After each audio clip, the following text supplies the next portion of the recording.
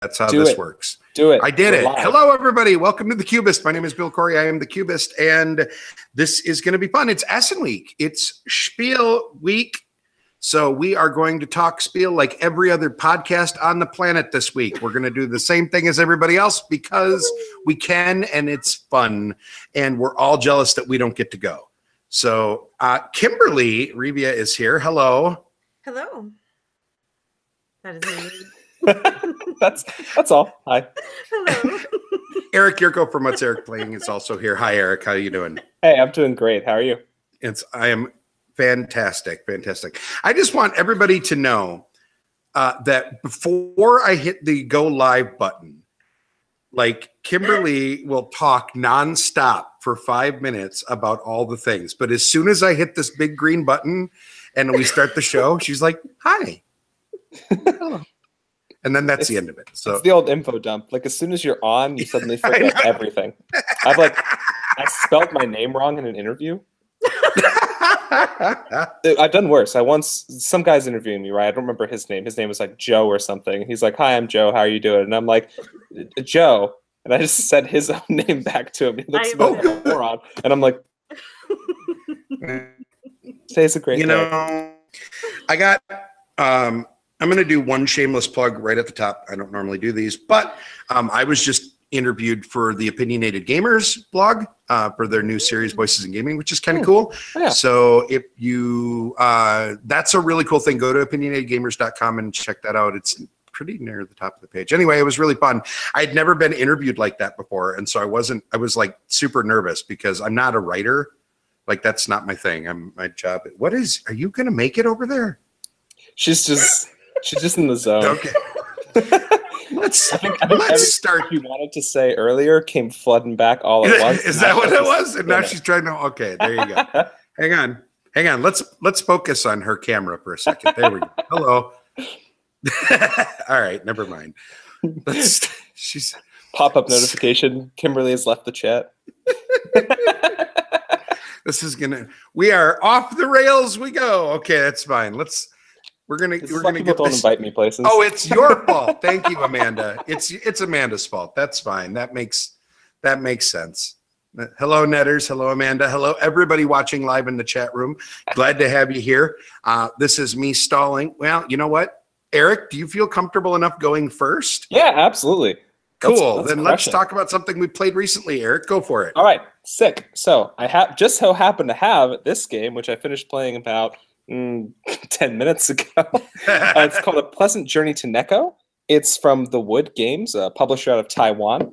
In it, you and your compatriots are all trying to get to Neko Harbor in Antarctica, but see as many penguins as you can along the way. I'm a huge fan of both the art style and also just the theme. Love penguins, love ice cool is probably my favorite go-to penguin game. I don't think I would have guessed that you are a penguin person. Oh, yeah. Like that's a thing. Oh yeah, absolutely. They're like dumb ground birds. They are indeed that. It's sad, but it's also like moving. I don't know. I could talk all day about that. But I gotcha. Okay. Yeah, so it's a dice placement game. So you do a little bit of dice drafting at the beginning. There's a bit of turn order selection. Depends on if you spend which dice you choose to spend determines your turn order, and then you bid for certain cards to try and build out sort of routes for your ships to take to Neko Harbor. As you do all these different things, you accumulate penguin points, and whoever has the most penguin points at the end is the winner, having seen the most penguins on the way to Neko. Okay, I think it's wonderful. Just love penguin points. Yeah, it's great. I'm probably going to use that instead of victory points for all games now. I'm just sort of like all games now have penguin points. Yeah, why not? 7 wonders. You pass some stuff around. You build a couple monuments. See a few penguins. You have a bunch of laughs. It's great.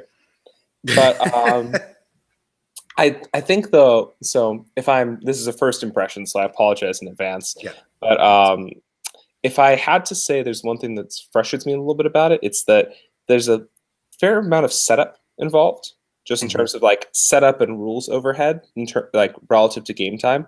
Probably took us maybe half an hour ish, maybe a little bit longer to really get through the rule book and understand what we were doing for our first game. And I think my co-player and I really only understood what we were doing maybe about halfway through. So Okay. that relative to like a 50-minute game at 2 players is a little rough for your first game. Just a personal preference. I prefer games like low setup, low complexity. You can hit the table and then play them really fast. Okay. But yeah, keeping in with y'all's scale, I would say if you had to ask me, I'd waffle. So I'd say if you're like me and you just love penguins, games about penguins, games with penguins, buy it. You'll be delighted the whole time. You can like get a penguin park. You can just keep buying penguin parks. It's the dream. If you're maybe not as enthusiastic about that, then I'd say play it. It's fun. It's dice placement, dice strategy. Okay. Okay, so it's published and designed and the art by the same guy, City Low. Yeah. I'm pronouncing his name wrong, I'm sure. That's awesome. I'm always fascinated by artist designer combos. I feel like that doesn't happen very often, so that's very cool. And this is an Essen release, right? Yeah, I think one of the most prominent ones is Ryan Laukat. Gets a lot of press. So. Yeah, Ryan for sure. But there's a couple others out there. But yeah, no, I love that kind of stuff. So very cool. Hang on. Focus on you. That's amazing. They're precious. That's very cool. You can make friends with these penguins. That's the dream. Anyway. That's awesome. Very cool. Awesome. So it's a play. It's a buy it if you love the theme. It's a play it otherwise, huh? Yeah. But to be fair, I'm a theme guy, so I'm always just going to say if you love the theme, buy it. Whatever. The mechanics will make themselves work. Awesome. I will be right back. My kitten's gonna knock a bunch of shit down. Okay. There's our first swear word of the night. So try not to. Right. That's it. The fact that we've only got one this many minutes into the show is actually fairly impressive. That's good. That's good. All right. So I broke Kimberly, who, by the way, is the one that's impersonating me in the chat at the moment because she is logged in as TheCubist apparently too from when she ran the show a few weeks ago. So that's her, and we'll figure that out later. This is going to be one of those nights. All right. So real briefly, to keep things rolling, I want to quickly talk about Gloomhaven. I've talked about it a couple of times on the show, but and I don't want to bore people with gameplay. I am going to say that I have a new observation about the game, which I feel like is a moment that I wish would have happened earlier. Speaking of games that take for flippin' ever to set up for the gameplay that you get, Gloomhaven, I have been fighting for a year and a half to get a group together that wanted to consistently play it because there's so much story in that box, and I don't want to keep teaching the rules just so that way I can get to the story. And it's been frustrating, and I was starting to think that I was going to end up selling it because I was so annoyed with how long it was taking me. And I had invested in a custom insert, and I spent extra money after market to buy a first edition copy, and I backed the upgrade kit and all this stuff, and I was just really flustered. But we played yesterday again, and for the first time, we had a moment that in the storyline was a oh wow moment, like you get when you play the Pandemic Legacy games or any of those other games that have, like narrative-driven games right, where the story is just as important as the gameplay. We had our first of those moments, and it was jaw-dropping. It was literally, we could not have scripted this better. It was as we were getting ready to wrap up for the day, we read the epilogue of the scenario, and we all went, wait, what? And had one of those moments, which was amazing. Amazing. So my issue, I want to revise my rating of Gloomhaven. I think when I first reviewed it on the show, I said that it was a buy it because of all the story. I then talked about it dropping down to a play it because it's so hard to get to the table. Now I'm going to go back to buy it, and I'm going to say it's like, all those annoying friends that you have that tell you have to power through the first 2 seasons of a TV show before it gets really good. And you usually want to slap them because nobody's got time to watch 2 seasons of a crappy show while you're waiting for it to get good. I'm that Gloomhaven is that show in board game format, which sucks because you do have to play 3 or 4 scenarios to get to the point where the story is compelling. But once you do, it's real good. So you sort of have to approach it like a role-playing game. You are aware that, like in a role-playing campaign, the first couple sessions are going to suck and then it'll get good. It's the same thing with Gloomhaven. And I was blown away by how good suddenly this emergent story is becoming. So I'm really excited about this. So there you go. Anyway, that's me covering for Broken Kimberly, which, by the way, was apparently my fault because I typoed the lower third on my Hangout window. And I couldn't come back from the giggle. And apparently she couldn't come back from a typo. So there you go. So Kimberly. Giggle loop. I'm so sorry. It's all good. I got to talk about Gloomhaven for a few minutes. It was very exciting. Go ahead and talk about a game. Coimbra won the vote McNugget, the Twitter poll. I know what these are called. Wow. Wow, I love you too. I do Coimbra love is you. designed by Flaminia Brassini and Virginio Jiggly. Nope, that can't be right. It's not Jiggly. No, I don't think that's correct. Yeah. And I she's believe gone again. it's Geely. There's another G. Yes, there is. It's just like that terrible movie from back in the day. I was going to ask about that. I was like, Yeah, that's what I'm assuming anyway. it's a little I'm gonna before go my with time, but you know. I'm too broken to Cubist, I think. that. Oh boy. Hi, friends. I know. Hi. I'm so sorry. I'm so sorry. I'm gonna cry laugh some more. Apparently, That's the dream. that's the thing. Yep. Mhm. So there's a lot of dice. I didn't read any of this ahead of time. She didn't write it. We would have never guessed that had you have not told us. It just has scribbled improv about Coimbra.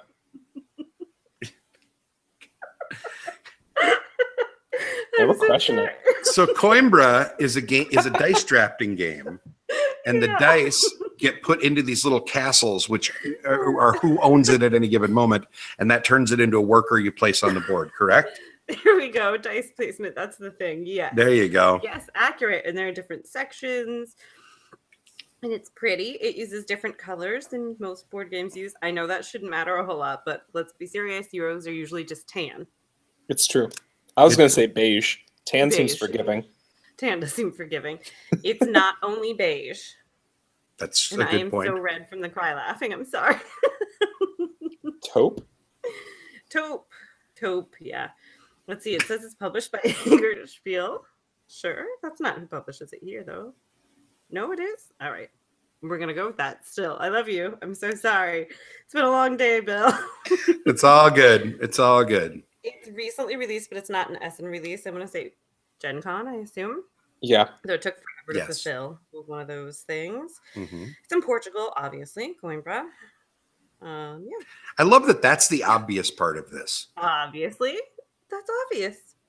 That's That would not obvious. have been obvious That is to not obvious. Oh, okay. to okay. You've me. got these little dice castle nuggets, squish'ems. Yes, it does indeed know. have dice castle nuggets. Squish'ems. You have to squish them. It It's for got a sure little bit has of that. bidding. And a little bit of pressure luck, I guess, because dice in general. But you're going to choose the die, select it, and you put it into the row of which action you're going to want to utilize it for, and then just hope that somebody doesn't outbid you, basically, with a higher die, because you have to pay the value of the pips. So if you use a 6-pip die, you pay $6 to take that action. Money's a little bit tight. Either $6 or 6. I don't remember what the other thing is. It's like Penguin $3. points? Yeah, I think it's Penguin penguin points. Yeah. Might be Everything penguin should be points. Penguin points. Probably. It should be. It would be better then. No, it's a very lovely game. Mechanically, it flows nicely. It's all good. I'm just saying though, like it sounds good, but if you were building like a castle in Antarctica so that you could see penguins better, It would be better. I agree. I'm gonna have to agree with Eric on this one. I'm just spitballing. Could be better. I'm not the world's biggest Penguins fan in general, but I will say that I would rather play a game about penguins than a game about Renaissance Europe for the 420 millionth time.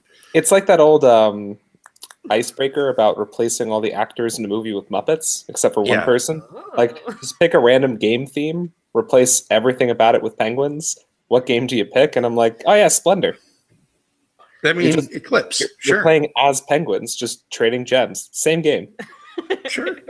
I mean, it could be Eclipse, where there are 6 different races of space penguins that are all trying to conquer the universe. That makes perfect sense. I could get behind that. Yeah.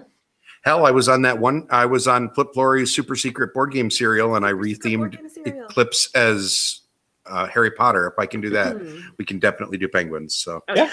Penguins All are right. easy swap. Coimbra, Coimbra. obviously about Portugal. Well, how does it rate? Buy it, play it, forget it, or burn it. Buy Giggle it it. for me.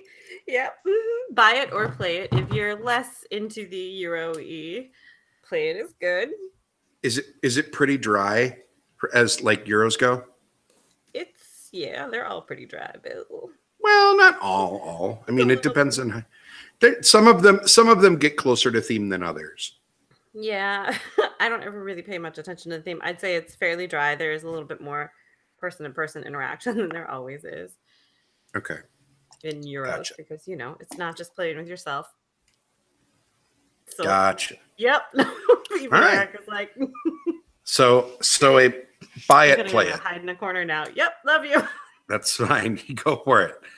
All right, let's talk about Spiel. For those of you I don't think there is going to be in general anybody watching TheCubist on Monday nights that doesn't know what the Spiel game fair is in Essen, Germany. I think Dan probably doesn't know, but I could be wrong. But then again, if in case that is the case, let's start over and say that Spiel is the largest game convention in the world, and it is happening this coming week in Essen, Germany, October 25th through the 28th. It is the biggest release place in the world for board games. According to the Spiel 18 preview on BoardGameGeek.com, there are 1,200 titles that are either debuting there, being demoed there, or are recent enough that Spiel has a chance of being the first place that people can acquire them without having pre-ordered. Like that's sort of the category of what constitutes a Spiel game, is it's either being released, being debuted there for the first time, being demoed there because it's coming later, or is so new that people in various markets haven't been able to acquire it. So Spiel is their first real spot to get it. Are we cool with that as a definition? Just sort of, so we have a baseline? All right, awesome. So having said that, 1,200 titles this week to talk about. And that is a lot. For those of you that are watching. That is too many. It is too many. And we've talked about that actually on the show a lot recently, that it feels like the noise to signal ratio is starting to get a little bit obscene just on the sheer number of games that are coming out. It used to be that I used to really feel bad about missing out on stuff. Now I've basically done the board gaming version of throwing my hands up in the air and going, whatever, I'll see, we'll see how it washes out because there's just too much. But even with that, I'm still kind of psyched about some stuff. So how dare you be? I know, right? So first off, has anybody here been to Spiel besides me? I've been once, forever and ever ago. Nope. Okay. I attended in 2001, so a very long time ago, when I was still working with Mayfair Games, and it was a transformative experience, but it was also overwhelming to the point of absurdity. And that was 17 years ago when there weren't 1,200 games debuting at it. It was still a ludicrously sized thing. Now, I cannot even imagine. But it's ridiculous how big it is. I don't remember what they say, because the problem is there are questions about how they count their attendance. Like all the conventions seem to count their attendees differently. Some use turnstiles, some use unique badges, whatever. But yes, I know you have, Amanda. You've done it in your previous show. I knew about that. Yeah, Netter said it really well. If you're a new gamer, Essen Spiel is too much. As an avid gamer, it is still too much. I sort of agree, except for it's an excuse to go to Germany, which is kind of awesome, and I'd be willing to. Like, I like Indianapolis just fine, but Indy isn't a nice enough city to be like, yes, I'll go to Gen Con just so I can visit Indianapolis. But come and see the local Steak and Shake, I guess. Yeah. Hey, the Steak and Shake is pretty good, actually. That's a chain, though. I don't want to like sacrilege on a podcast that you invited me to be on, but like honestly, is it? Yes, I mean, on the Steak and Shake scale, that is a good Steak and Shake. That is a troubling assertion. Yeah, that's my point. That's pretty much where I was heading with this. Drank a milkshake there, and I was like, huh. This is not a good milkshake. That's probably not a good thing. Got it. All right. Chad in the chat is pointing out that Essen counts by turnstiles because it's a fair, not a convention. Wow. That's a good point. Actually, that is an important distinction, because Essen isn't made for playing games. Like, the purpose of this is not tables and scheduled events so you can sit down and play a bunch of games. It is a place to go and see, maybe demo, and buy. Right? I think that's a fair. I think that feels to me, at least that's what it felt like to me when I was there 17 years ago. Other people have been here, have been there much more recently. I feel like we should have dragged Amanda onto the show for this one. Amanda, if you feel like getting on the show, message Kimberly and we'll get you a link sent if you want to jump in. I'd be more than happy to have you. And then I can go die in a corner. And then you can go die in a corner. No, I suspect she will probably want her ride and die with her on the show, but who knows? Anyway, the point is 1,200 games. It's a lot. So let's talk about some we actually care about. Oh, I'm supposed to care? Well, I mean, I wanted you to care about a game you'd played recently, and that ended up with you almost peeing. So at this point, I'm really just going to be excited if you can make it. I had a one game, remember? Yeah, what is it? Captains of the Gulf. Woo-hoo! Captains of the Gulf. Okay. Tell me about Captains of the Gulf and why you're excited about it. It's designed by Jason Dinger, Cubist fan and podcasty friend. Yes, he's been on the show before. Yeah, he has? Yes, he has. I haven't been on the show with Jason. Well, I don't know what to tell you about that. Very good. Captains of the Gulf. Sad. Yeah, Captains Yes. of the Gulf. Yes, published by SPIELworks. Yes, sorry, Uli. SPIELworks. Very The cool. art is fairly pretty by Harold Leisky. Why do I even try? Really? Because Patrick's not here to Actually, be when I'm our stuck official in mispronouncer of I'm names. already stuck in a giggle loop. Should I be attempting this? No, I should not. Yes, you should. That's sort of the point. Oh, okay. Yeah. It's all about like shrimping and fishing and seafood from Louisiana. That's where Jason's from. So it's a unique theme. There's not a lot of that going on yet. I don't know that I have ever heard of a shrimp fisherman board game before, so it definitely counts as that. Yes. And I want to do a Bubba from Forrest Gump impression here, and I don't dare. Probably don't. Yeah. No, probably not going to do it. Yeah, well, you know. At best, it's real dicey. Yeah. It's questionable. There you go. Yes, that's the game I'm most excited about coming out of Essen. What about you, Eric? Hang on, wait. No. Hang on. We're going to actually talk about each game for longer than 9 seconds. I know, weird, right? We talk about 8 million games. No, we'll talk. No, there are 8 million games. We don't have to talk about all of them. So be honest. Are you excited because of gameplay or are you excited because of Jason? I haven't played the game yet, but I like pretty much anything that SPIELworks publishes. My brain doesn't work, but generally I like any of their games. And what I know about it sounds pretty intriguing. Gotcha. And because Jason is lovely. So Jason is. It's the whole package, Bill. I think I agree in general, although I don't know that I have quite that level of loyalty to SPIELworks, but I do agree that I mean, Jason's a great guy. He's probably one of the most purely good people I think I've met over the years by being a social media person on board games. So I'm excited. What am I not? Oh, don't do the accent. Sorry, I'm just catching up on the chat room. I'm not doing it. Going to join, by the way, via her phone. Sending her linkies now. Very good. All right, so we'll get Amanda in here in a minute. She can talk about the actual experience. So very cool.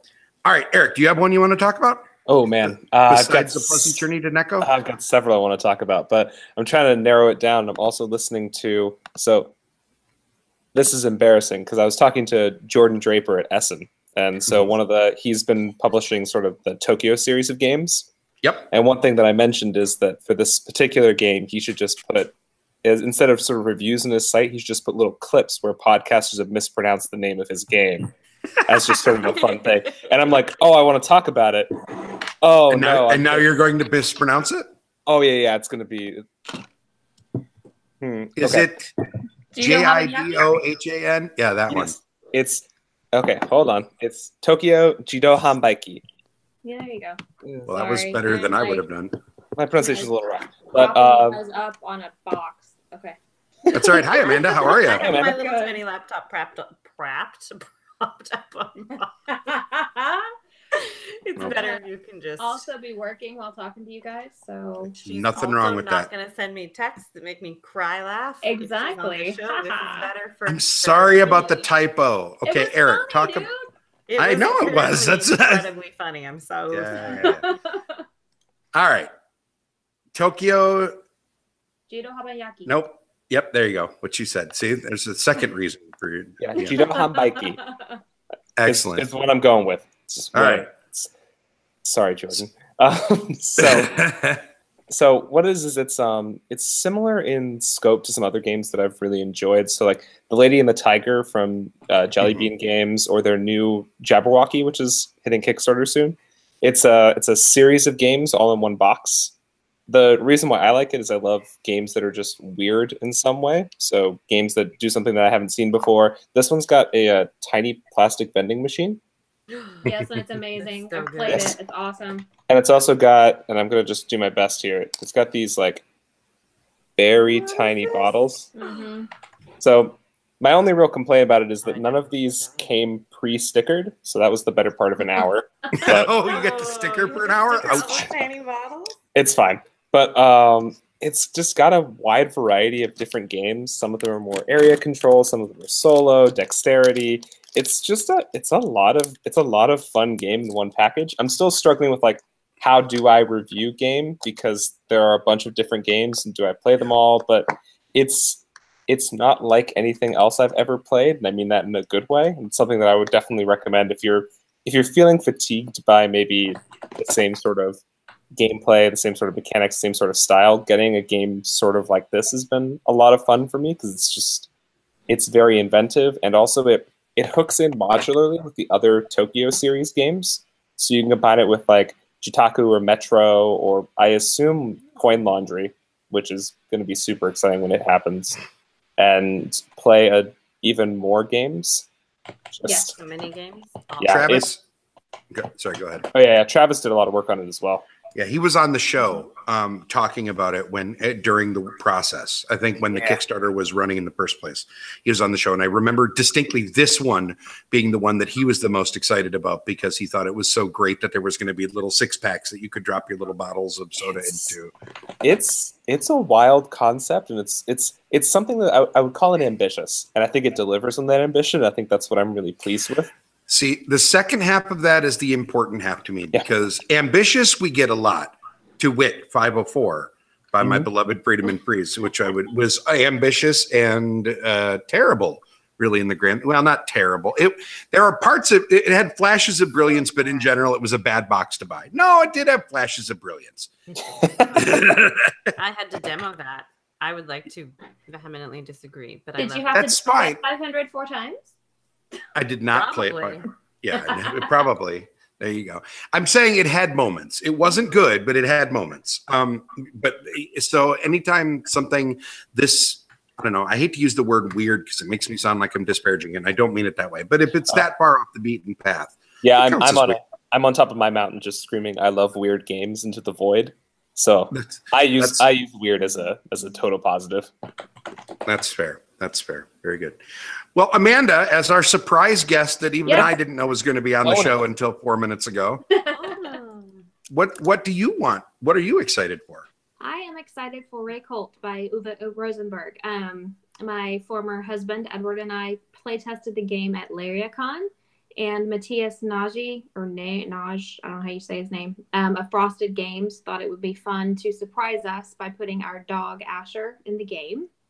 Oh, that's awesome. He's a card. I think he's a card. And he found a picture of Asher online, probably on my Instagram or something, and had the artist draw him, and it looks exactly like Asher.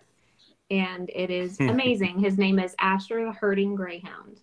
So I am very excited about that. And I have already pre-ordered it from Renegade, and Paul Grogan is going to pick it up for me and then have a friend haul it to BGGCon for me. So I'm very excited about that. Paul's very awesome. Yes. Paul's such a nice guy.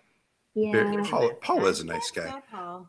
One of these days, we're going to figure out a way to invent time travel just enough to get him on the show for an hour, because he's said numerous times that at a weird time, Bill. I could do a weird time sometime. We're going to do a 4 a.m. version of the show. And when have I ever slept? Obviously, I don't sleep. Did you just see me have a cry laugh for 10 minutes because of one text about a misspelling? I mean, actually, no, because you went off camera. But right. Yeah, I get that. You can see me fanning myself, though, apparently. Yes, there was definitely some of that. Yeah, it was nice. Good. So good. So Amanda, this was my number 4. And I only say my number 4 because there are 3 others that I'm even more excited about. But anytime Ube comes out with a game, I'm going to be excited. And this isn't, his recently normal Tetris game. It's like I said, I play tested it. It was just pieces of paper. So it's definitely gotten better at this point. But it was very interesting. So it's not heavy or anything like that, but it's interesting. So okay, so besides the Tetris games, I mean, there's Nussfjord, which I have never played. You're not missing anything. Yeah, that's mostly why I haven't played it, because I feel like that was the most underwhelming of his games.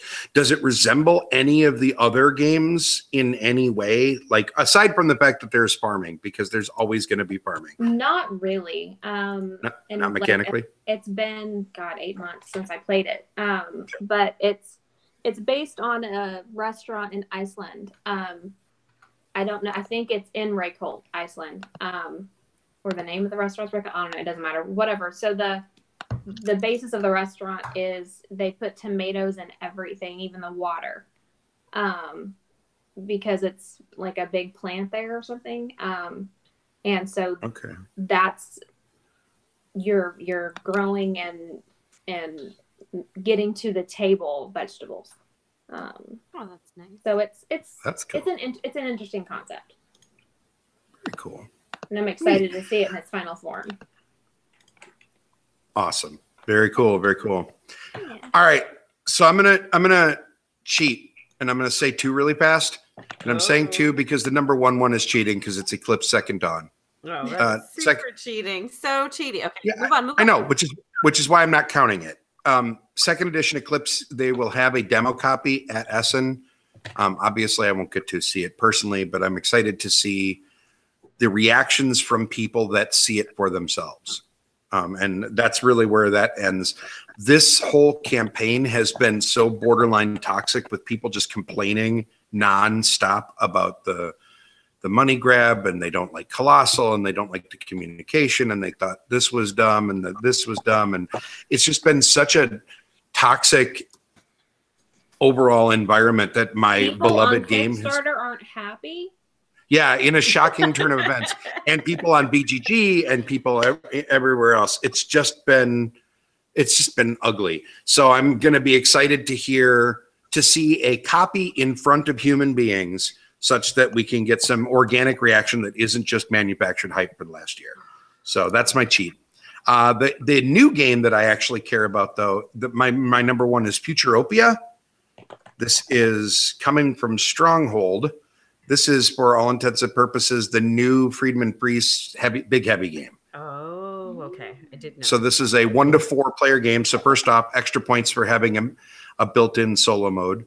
The idea is that there is a utopian society where robots have automated basically everything, but instead of everybody being worried about them taking over, it is supposed to be, we are trying to live our best life without having to worry about work.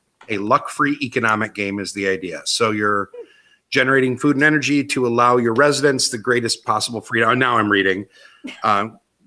Allow your residents freedom, leisure time. I could have done that earlier for Coimbra. Could you? Could have, and I thought you were going to, and then you stopped breathing, and it stopped working. Disagree. So. Point of order. I don't think you could have money. Yeah, I was about to say I put good money against that. Yeah. So I'm a Friedman Priest. I'm a Friedman Priest fanboy, and anytime you get a big, heavy economic game in front of me, I'm going to be a happy boy. Yeah. So it pretty much ticks all of my boxes. I like sci-fi. I love Friedman Priest. I like big, heavy economic. Nothing about this game doesn't scream Bill needs to own this. So I'm really, that is beyond a shadow of a doubt my number one. That game description right there alone put Eric to sleep. Yeah, what? See? Yeah, well, you know. Penguins. Yeah, oh, there we go. Okay, I'm back. Penguins in space. Oh, fine. Yeah, I'm here for it. Yeah. Buy some copies. It has been clearly established from forever ago that on this show, I am usually the person that likes the heaviest games. Kimberly is a close second. Oh, I like pretty heavy games.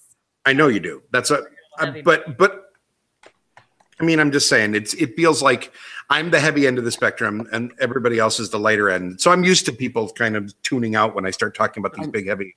I'm closer to like that guy who lives in the sewer and just sort of croaks at you like, "Hey, buddy, you want to play a dexterity game?" There you go. I'm sorry. There's nothing wrong with that. That's and says that because I want to live where you live. I'm just saying, we got tons of dex games down here. Nice. Chad in the chat is saying that Futuropia was pretty good. He played it at the Gathering unless it's drastically changed. I'm going to guess that it hasn't drastically changed between the Gathering and it being out. That seems probably not a ton. Maybe a little bit. Stacking ladders and tiny cars. Yeah. Catch the Moon is great. I haven't played Catch the Moon yet. BGG baby. It's probably my favorite game out of Gen Con, honestly. That or Railroad Inc. But I would catch. Oh, Railroad Inc. is good too. And Bill, I realized I'm signed into the chat as TheCubist, and I'm not. Yeah. Gonna try to fix it now. Sorry, I didn't know. I mentioned that before. You were busy crying. Busy laughing, and Yeah. I couldn't hear. Silly boy. Yes. Silly boy. That's definitely me. Absolutely. Very good. All right. So let's talk about the actual convention itself and not just focus on the games because I'm sorry, the fair. Let's call it by its real name. It's a fair, not a convention. So Amanda, when was the last time you went? Last year. Last year. Okay. And how many times have you been in total? That's the only time. That was the only time. Okay. Yeah. So that was your first time. Yeah. So talk us through like what it feels like minute one. Like you get there and you walk in and you're like, oh, because it's overwhelming. Yeah. Somebody was asking in chat how much it dwarfs Gen Con, and I said that the whatever the name is, the room where you buy shit at Gen Con is there's I think that's what it's called. Duh. The dealer hall. That's one dealer hall. That it's bigger than that, and there's 8 of them. Yes. Oh no, thank you. No.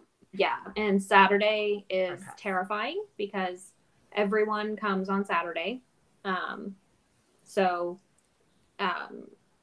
Heavy Cardboard was hosted at the ADC Blackfire booth last year, and I just stayed there on Saturday because it was too insane to walk around. There's no way. I was there every day from before open to after close, and didn't see all of the halls. It is massive, and like Bill was saying, it's not a fair you go to play games.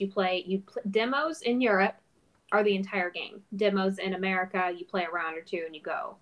But if you're signed up to play a demo, you play the whole game. And that's the only time you play games at the fair. You play games after at the hotel or the Airbnb you're staying or whatever. The Atlantic Congress is the main hotel where all the big people stay at. And they transform the lobby and the main dining area into just tables. So that's where people go, especially if you are staying there. Sometimes they will ask if you have a room key. You have to show it. But that's where people go to play, is after you play at the hotel or at a restaurant or something. There's nowhere to play at the fair. It's not like Gen Con where the entrance hall is tables. It doesn't Goodbye. It doesn't work that way there. Right. You go to demo and to buy and to walk around. Yeah, and the walking around part, when I went, like I said, I was there in 2001 and I was working in a booth when I was there. So I was chained down for much of the convention. But I did get sort of a hall pass, for lack of a better term, for a couple hours each day. And So this is 2001. By the way, October of 2001, which for those of you keeping score at home was a wonderful time to be traveling overseas. I would imagine, yes. From the US. I've never taken my shoes off that many times in one 24-hour period in my life. And I didn't know about the whole wear slip-on shoes on the plane part at that point. So I got really good at quickly tying my shoes and untying them. But I did walk around a lot in those hall pass times, and I didn't even come close to seeing everything. But when I was there, the halls were thematic, for lack of a better term. Like one hall was all role-playing game stuff, and one hall was like all toys, and one hall was all this. Is it that at all anymore? Was it that last year? Or is it just all kind of one big mishmash? It's kind of all one big mishmash. I think it was hall 7 was like indie and small. Then there was one hall that was mainly just Asmodee. Then there's one, I think it's hall 3 that is mainly children's. It's like Haba and things like that. But otherwise, it's just everybody everywhere. Gotcha. Okay. So there are a couple themed ones, but in general, it's sort of everything. Yeah. Now what? Now what did I spell wrong? No, Netter's comment was like, "Are you okay with gotcha. this through?" Nice. I see now. I was like, "What is wrong?" Oh, okay, yeah, we're good. So, yeah, it's intimidating, at least for me. Just size is already part of it, right? Like it's a stupidly large thing. Gen Con for me is too many people. Like there's a reason I don't go anymore. Yeah. But Essen is really like 10 Gen Cons. It's about like floor size wise. Yes. It's 10 dealer halls, right? I think at least, is what they said. Yeah, there's like I said, each hall is bigger than the dealer hall at Gen Con, and there's 8. And then you have I don't know what it's called. It's like at the Galleria, I want to say. It's in between. So it's like hall 3, 4, and 5, 6, 7, and 8, or something like that. And then there's a big thing in the middle with food and carnival games for the children. So scary clowns and stuff. But there's, as long as they didn't forget the scary clown section of the fair, that's important. Right. So just run like hell across to avoid Right. Just run like hell. It's basically like sewer clowns down this hall.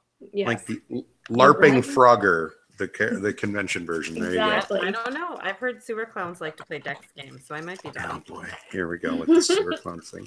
Like, all right. What's the guy's name in it? Like him? Yeah. Pennywise. There you go. Pennywise. I like it. All right. So let me ask you this, Eric. Yes, Daniel, Why for the children. Nice. Eric, I'm not trying to put you on the spot, but I'm curious. Have you ever even considered going to Essen? Yeah. But you haven't. Why? Well, I really only got into this whole thing about like 3 years ago. So I'm still trying to decide how and when I want to ramp up. But if I had to choose between Essen and like Tokyo Game Market, I'd be much more interested in Tokyo Game Market. Oh, yeah. Me too. Okay. Why? Well, a lot of the titles that are really like a lot of the titles that I'm seeing a lot of hype generated for out of Essen are your sort of heavier Euro-y titles. I feel that's at least been my experience with like what I've heard coming out of it. I'm starting to see more publishers from like Taiwan, Japan, Korea getting some more play in like those Essen previews, but I'm still seeing mostly games that I look at and I'm like, yeah, okay, maybe. I think at Tokyo Game Market, I'd be just more generically interested in what's going on. Okay. Is it like, does this tie into your shouting from the top of the mountains that you like weird games thing to an extent too? Like you feel like you're going to get the themes that are going to spread out a little more and have more uniqueness, or is it just... Maybe. I'm not sure. I'd have to go to Tokyo Game Market to have a better sense of it, but I was looking through the Tokyo Game Market preview list and I saw a lot more games that I was like, oh, I really want to try this. This seems fascinating. Whereas like I may have glanced through the Essen preview list kind of quickly, and if it wasn't from a publisher I immediately recognized, or was a lot of them just looked kind of heavy, bland, or had some dour dude on the cover, and Like, Yeah. my generic argument against a game is if it's got like just a random dour man on the cover, it's probably not going to be for me. Which is, again, to point out, this guy is actually pretty happy. He seems What? like No, he seems down. no. Hang on. Stop. Put that back up there. We're He's going to not focus dour. on that for just a second. Look, Oh, there no, is he's got, nothing like, a little happy. Smile. No, he's smiling. He does not have a smile. You are He has a Kimberly. you are projecting that onto him because you like penguins. He Yeah, looks just like every other vaguely bored white dude that's on the cover of a Euro game. Well, guess what? I didn't Is look the at him. I looked at the penguins. That's what I'm saying. You don't. I'm just saying, don't try and turn this into look. He looks happy because he has a mustache. He looks just like all the rest. Look at her. slightly She's like, happier. look, penguins. She's Penguins. smirking at best and pointing to She's some smirking and words. saying, "Look, pleasant journey." Oh, look at this Uh-huh. one. Bad It's a word. penguin wearing a hat. Oh no, that's good. That's solid. Yeah. That's That's better that's because at that's least good they're content. not physiologically Birds scare capable of me. smiling. So you can sell that one to me a little better. He's also wearing a hat. I'm just saying. All right. Daniel is suggesting that the man is smiling with his eyes. I feel like you are Oh. stretching pretty hard to make this happen, and that's fine. He's just scared about the seagull. I would be scared about the seagull too. Mhm. Yes, absolutely. I Okay, mean, Kimberly. we've gone too Same far. questions I asked Eric. Do you have? Except for I'm going to morph it slightly. Do you want to go to Essen? Oh God, no. I mean, Germany, yes. I like people. I like board games. I like the combination of people and board games, but not when you get that many of them, of either. Certainly not Okay. people. Okay. Also, I probably know- not that many games. I don't mean to out you. I know that Amanda is working while talking to us, but every once in a while you randomly frown, and I'm trying to figure out if it's because people are saying things that's weird or if it's No, just it's really working. It's So, gonna be because I ran a report and it doesn't make sense or something. all right, got it. Very good. So it's just too big. Is that all it comes It's down so to? big, Bill. So big. There's how many people are at Essen? At least 12. This is too many. Quadrillion. That is 10 too many for me, good sirs. I think the last time I heard a number, they said something to the tune of 450,000. Oh my Yeah. God, burn it right down. Honestly, But- that's not don't right. actually, But- please nobody burn it down. But Understand stop. that is a joke. But stop, because that is turnstiles. That is not Yeah. actually human beings. We're But not talking. I would say total every day, the grand total, I would say at least 300,000 people. Wow. No, thank you. No, thank you. Nope. burn that. I mean, it's, and I'm not sticking up for it here because everybody's got their own taste. But think about it this way: that spread across the geography of 8 or 9 dealer halls would still be a lot of people, but it would not, I think, feel that much more crowded than Gen Con. Amanda, do you disagree? Did it feel On more the- crowded? On the busiest Gen Con day, maybe. Like on a Saturday or whatever. Mostly Yeah. for shock. Right. It's- really. It's just, it's so, like, I don't really like to talk about him too much, but Edward, like, built up Essen so much to me that whenever I walked in, I was like, oh, okay. Oh, sure. But then- You got overhyped. Yeah, but then he was like, yeah, but this is one hall. And then whenever I realized that, I was like, oh, Oh. okay, burn it down. It is Yeah. enormous. Please, nobody. We do not want you Please to don't burn it down. burn I'm not being anything down. serious. Right. Just If I get arrested because of all y'all, There's,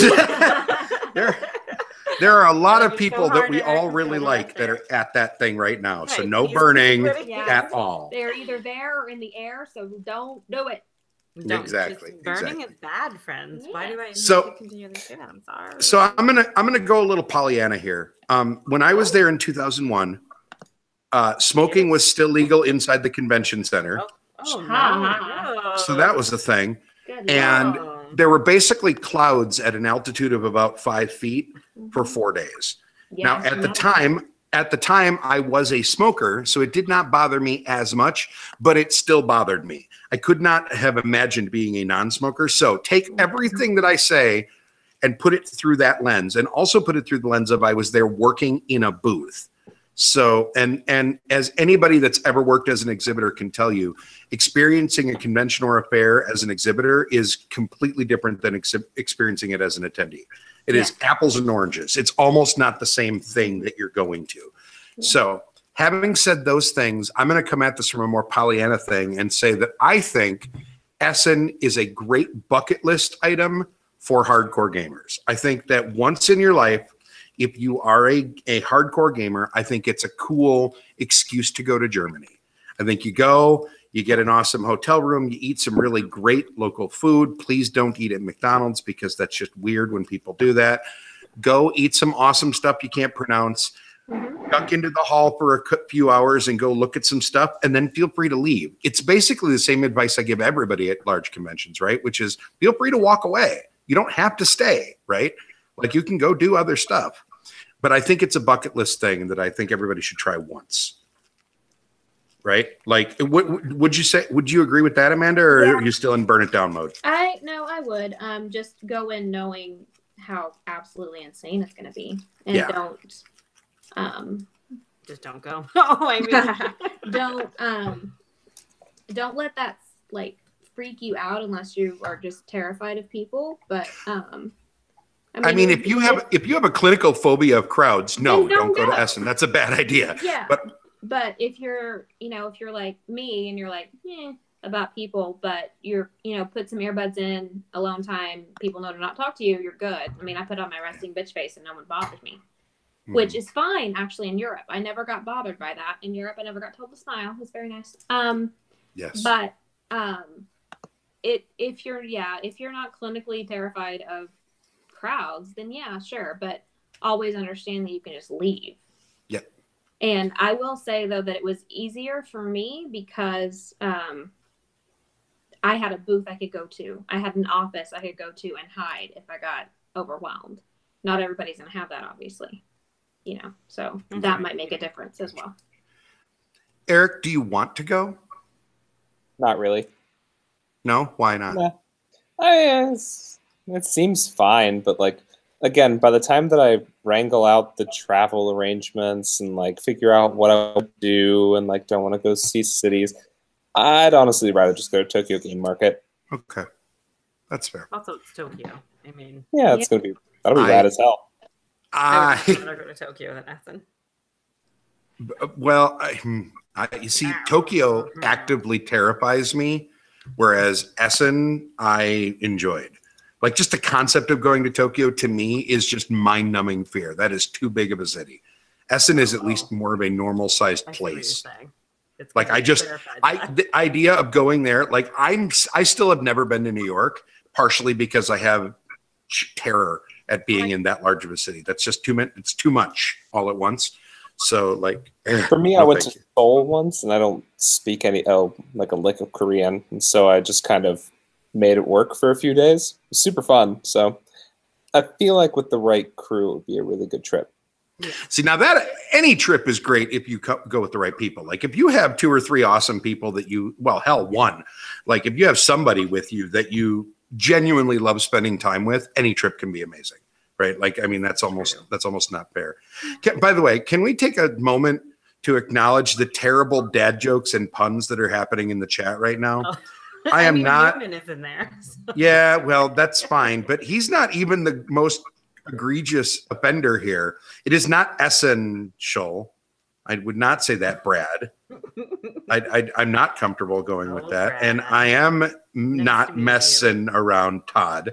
So my goodness, it is. I know they're terrible. That's what I'm saying. Yikes. Okay.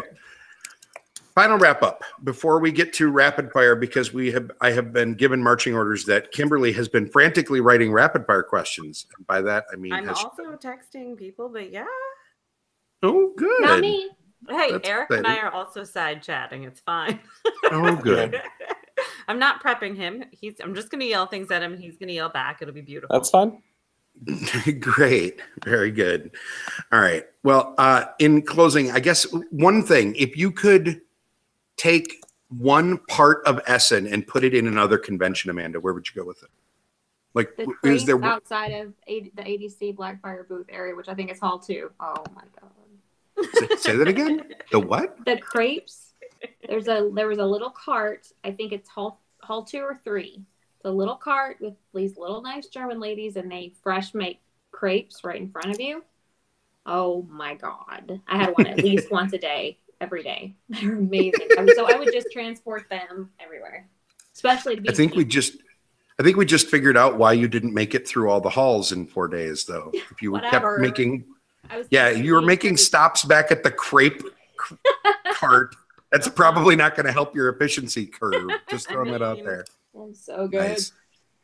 All right, Kimberly, That is my name, sir. rapid fire this man. First of all, Eric has no idea what rapid fire is. Why don't you tell him?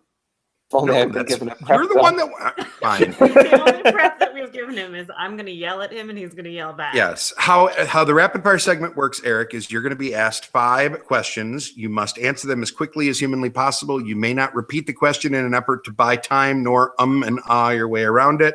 Okay. Any of that stuff. Just answer with whatever pops out of your face. Okay. And apparently it's going to be whatever pops out of Kimberly's face as the question. So here we go. Just everything. Are you ready, Eric? Yes. As ready as you can ever be? Yes. That was not your first question. Or are we already playing the game? We're already playing the game. Prepare yourself. Let's do this thing. What's your least favorite board game theme? Generic Renaissance or medieval. Build a kingdom. Okay. Cool. Great. Crushed it. Never seen that one before. Never. Favorite dexterity game that involves stacking? Catch the Moon. See, y'all taught. Oh, nope, I broke again. It would normally be Rhino Hero Super Battle, but Catch the Moon is just... Catch the Moon is new and good, huh? And that's just so laddery. All right. What is the best game to play in a sewer? That depends on a lot of variables. Is the sewer wet? Probably. Just yell answers, Eric. The thing is, I'm trying to consider, right? Rapid fire. Because my brain was like, catch the moon. I'm like, no, you're just repeating the answer from the last question. rapid part of the segment. But now I'm thinking about sewer conditions. Sewer conditions. Go. Railroad Inc. Sewer. Okay, Railroad Inc. Got It it. comes with its own board. Stay above water. Keep waist high. Rapid. Favorite pretend convention with dead animal friends? Oh, BuddyCon or GarbageCon, depending on who you're asking. Depending on, it's a little bit of both. Not a Favorite bird NarcCon? that can fly. Favorite bird that can fly? Can fly. I don't really love flighted birds. I'd say macaws, just because I was playing Dawn of Peacemakers recently, and they're great-looking birds. Acceptable. They're nice-looking birds, Bront. They're good-looking birds. So sexy. That's Hey, it. I never You did said it. that. Oh, he didn't say that. Rapid. Going. That No wasn't question. rapid. Yeah. Holy hell. Really. Kind of slow. Do I win because I broke Kimberly in this? Did she even get through all 5 questions? I think so. It took like 9 Games minutes. in the I lost sewer. track. Games about medieval times. Actually, sorry, if there was a game about medieval times, dinner, and tournament, I would play that much more readily than a game about just medieval times. Jesus. That at least has some backbone to it. That's novel. Yes. Well, we've had our silly. See, this is like an After Dark, just with less swearing. This is basically the same. That's awesome. I think I have not Amanda's more than sworn me. once. No, Eric you've is done an wholesome. amazing job. He has his whole Family, brand, friendly his brand. heck shirt, and his manatees, and he's just a nice boy. He is. Oh, are you indeed. wearing a manatee tee now that you stripped? Well, I You was had just wearing a on jacket earlier. It was hot. Here we go. Eric. And scene. Eric, if people wanted to find out more about you and the stuff that you do, where would we send them online? I think there's a sewer. Sorry, online. Online, yes. Online. So online, you can find my my website, What's Eric Playing, at www.whatsericplaying.com. On Twitter, if you just really want some aggressive, low-quality tweets, you could follow me at What's E Playing. Thank you. 15-character Twitter limit. And Instagram, if you just want to look at photos, I guess, it's What's Eric Playing on Instagram. They're pretty photos, so pretty. I was going to say, I love your photography. Before I realized that it was Essen Week and we should probably do what every other podcast in the world was doing, I was going to talk about game photography because I think that that's a fascinating thing. So we might drag you back on the show. Yeah, I'll come on anytime. We might drag you on Have to do Eric this. on a day that we have After Dark. Oh, God. Does Amanda. that mean that I can swear? It does. Yes, it But I means don't know exactly that. Do Well, you know I those swore words? and I Heck. Yes, you did. There we go. Got it. Okay. We Nailed it, boo. avoided the words that rhyme with duck, so I'm calling it a win. I don't mind. Okay. Oh, Amanda- yeah, baby. No. What's wrong with truck? Yeah, what's wrong with Amanda- truck? It's This guy the hates worst. trucks, everyone. I do hate trucks. Chad would be so proud of you guys for twisting my words so efficiently. Well done. Amanda, thank you for jumping into the show. Sorry to put you on the spot there, but it was awesome to have somebody that has physically been there before and get that perspective. Like I said, it was 17 years ago for me, so I feel like all the stuff that I remember is probably not all that relevant anymore. Hell, most of the companies that were there don't exist anymore. But thanks for jumping in. That was amazing. Thank you. Thank you, Amanda. Plus, I finally got to be on the show with you, which is even more exciting. Yeah. Kimberly, Oh. do people need to know stuff about you? I unlocked my account for a little bit at least. I'm trying to do the unlocked account thing again. I'm at KJ Revia on Twitter. I'm far more Wait. inappropriate there than I am here. Wait, what account is locked? Oh, I unlocked my account. I had everything locked down for a while. Oh, yeah. Yeah. It's unlocked, so I guess you could follow me on Twitter. Got it. That's it. Don't touch anything else. Love you. She's also one of the founders of the Granite Game Summit, That also. which I is sort of also- coming up-ish now, right? Like you've announced your dates and Yes, stuff. It's March 8th through the 10th, 2019. And we also announced our newest franchise, Stumptown Game Summit in Portland, Oregon. Whoop, whoop. Are you going to that? I own it. So yeah. Oh, yeah, I don't know. I was like, if you come out to Oregon, I mean, Oregon's not far. Oregon's not far, Eric. I could drive up there, get dysentery on the way. That's right. Nice. Don't take the trail. Well to played. Oregon. That's what take the trail. Well played. I thought that's just what people did. Yeah, they do. Really fast. Hold on. What's happening here? Cat, The newest member of the family, Fitz, wanted Cat. to come say hello. So hi, Rapid Fitz. fire. Hi, Fitz. Yeah, isn't he cute? Cat, what's your favorite cat treat? Cat. He's not talking, which is weird. Normally he Oh. walks around and talks nonstop, but he does give kisses. Cat. Oh, he gave kisses. That was Yeah, sweet. he's a good little dude. My cat is dead on the living room floor. Not actually dead, guys. My cat and my kitten's name is Puppy. Nice. Seems reasonable.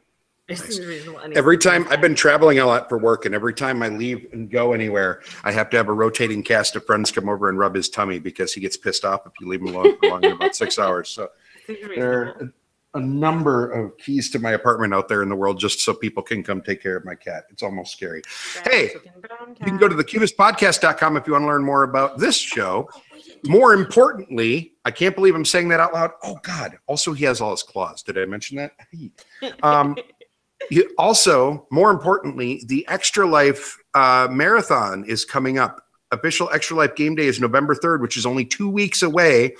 I am already doing pretty well on my goal, which I'm kind of excited about. So if you want to be part of it, go to BillCoreyJr.com, BillCoreyJR.com. I made it super easy for everybody to remember. That'll redirect directly to my Extra Life fundraising page, so you can donate there as well. Every $25 you donate will get you one entry to win some games that I will be announcing next week. So no matter where you are, you can win some awesome stuff. Every $25 is one automatic raffle entry. So enter a lot. The more generous you are to help Children's Hospital of Wisconsin, the more chances you have to win some rad stuff. I broke $1,000 last year in my first year doing this, and so therefore I feel like I set the bar ridiculously high for myself. Yeah, So I want to crush it this year. Help me out if you can. Oh, As a matter of fact, if you were thinking about supporting the show, I would say instead of doing that for a month, go support the fundraiser, because they need the kids around here. I have 2 personal friends that have had kids that Children's Hospital of Wisconsin has saved the lives of. So this is a really big deal to me. I'd like to see us raise just a crap ton of money for them. So BillCoreyJr.com is the only website I care about that you go to this week. So everybody have a Okay. fantastic week. We will see you all in 7, and thanks for coming, you guys. I appreciate it. Yeah, thanks for Everybody- having us. Have a great week, everybody. We'll see you next time. Be good.